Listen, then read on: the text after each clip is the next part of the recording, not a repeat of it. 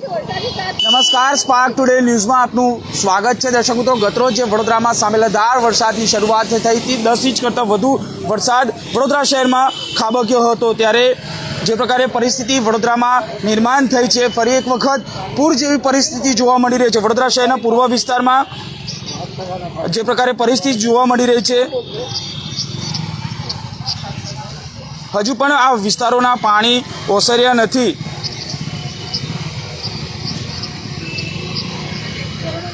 Audio જ નહીં આવતો.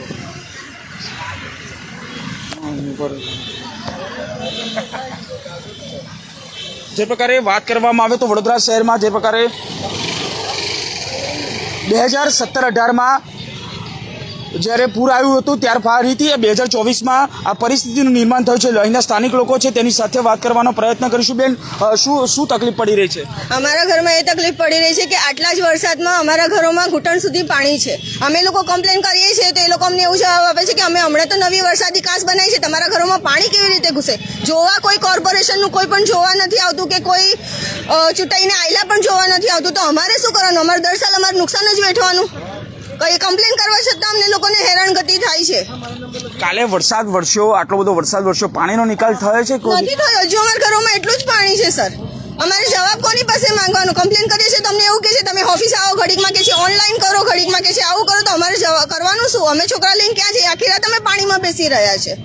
બિલકુલ, લોકો આખી રાત પાણીમાં બેસી રહ્યા છે. શું કહેશો, કેટલી ગંદી પરિસ્થિતિ હતી? ઘરની પરિસ્થિતિ બહુ જ ખરાબ થઈ ગઈ છે સાહેબ. વર્ષોથી અમે કમ્પ્લેનો કરવા છતાંય વરસાદી કાસ નખાય છે. વરસાદી કાસની કોઈ પણ પ્રકારની સફાઈ નથી થતી. ગટરો છે તેની પર જે પંપો ચલાવવામાં આવે છે તે પંપો રેગ્યુલર ચાલતા નથી.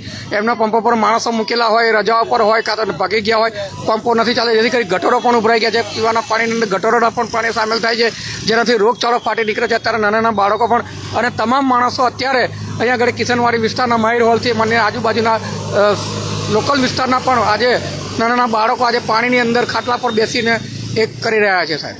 જેનો કોર્પોરેશન એનો તાત્કાલિક નિર્ણય લાવે અને ઉકેલ કરે. બિલકુલ, કોર્પોરેશન તાત્કાલિક નિર્ણય લાવે અને તેનો ઉકેલ લાવે તેવી માંગ કરી રહ્યા છે. પરંતુ જે પ્રકારે આ પરિસ્થિતિ આપ જોઈ શકો છો, હજુ પણ પાણી અહીંથી નિકાલ નથી થયો. પૂર્વ વિસ્તારમાં મેયર છે, ચેરમેન છે, પૂર્વ વિસ્તારમાં તૈનાત છે, વોર્ડ નંબર 4ના છે. તો મેયર, ચેરમેન તો વાત કરીએ, વોર્ડ નંબર 6ના છે, પરંતુ પરિસ્થિતિ નથી. અન્ય લોકો સાથે પણ વાત કરીશું. બેન, કેટલી ગંદી પરિસ્થિતિ, કારણ કે પાણી ભરાય છે, હવે રોગચાળો ફાટી નીકળવાની પરિસ્થિતિ છે. बहुत गंदी परिस्थिति है सर. अभी हमारे घरों में घुटने बराबर पानी है और कंप्लेंट करते हैं कोई आता नहीं है, कोई कुछ करता नहीं है. छोटे छोटे बच्चे हैं हमारे घर में भी पूरी रात पानी में, और अभी भी हमारे घर की स्थिति है कि घुटना भर पानी है हमारे घर में.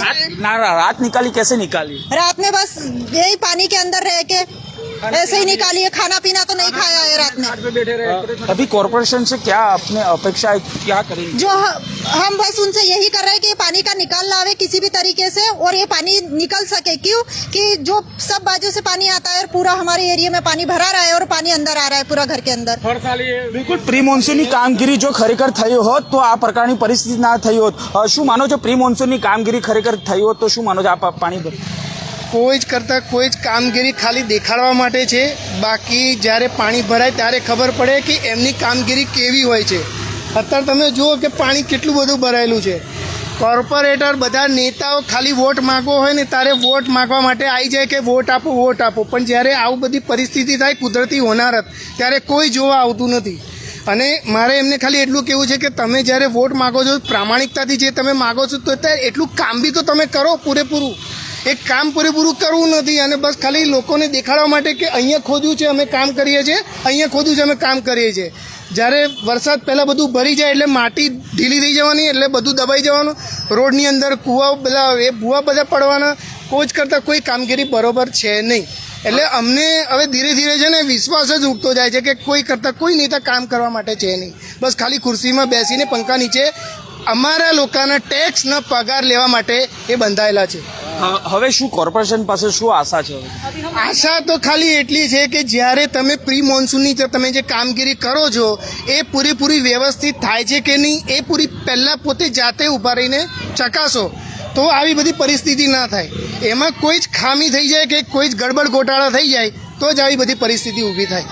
બસ ખાલી બિલકુલ ખરેખર જો ઝીરો લેવલે ગ્રાઉન્ડ લેવલે કામગીરી કરી હોત, પ્રી મોન્સૂનની કામગીરી કરી હોત તો આ પ્રકારની પરિસ્થિતિ ના સર્જાત. પૂર્વ વિસ્તારમાં ફરી એક વખત આ પ્રકારની પરિસ્થિતિ આપ જોઈ શકો છો.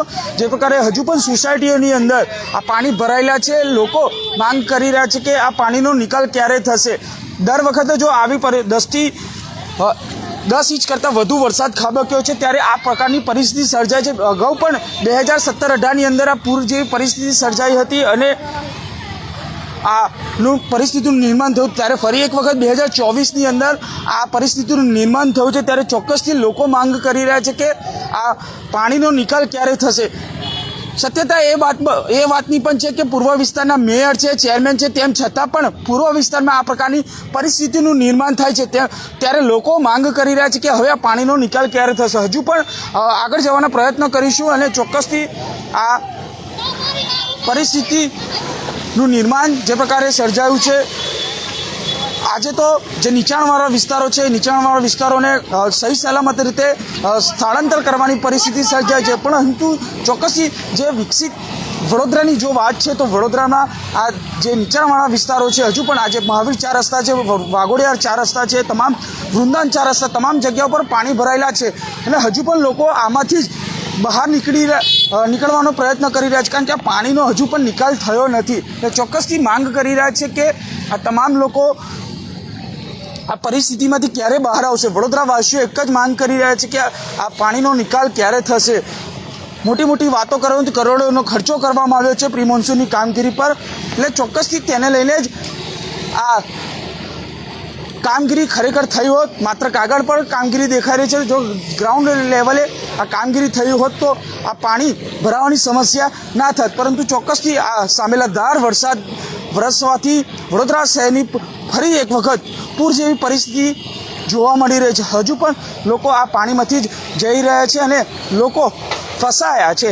આ બસ પણ જોઈ શકો છો, આ બસ પણ આ પાણીની અંદર ફસાઈ ચૂકી છે. લોકો આમાંથી બહાર નીકળવાના પ્રયત્ન કરી રહ્યા છે.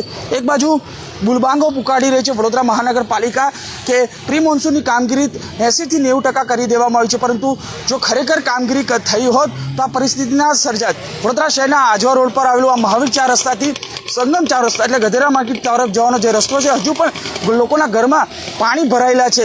આ પાણીનો નિકાલ ક્યારે થશે તે લોકો માંગ કરી રહ્યા છે. કેમેરામેન ગૌતમની સાથે Surat Solanki, spark today news, Vadodara.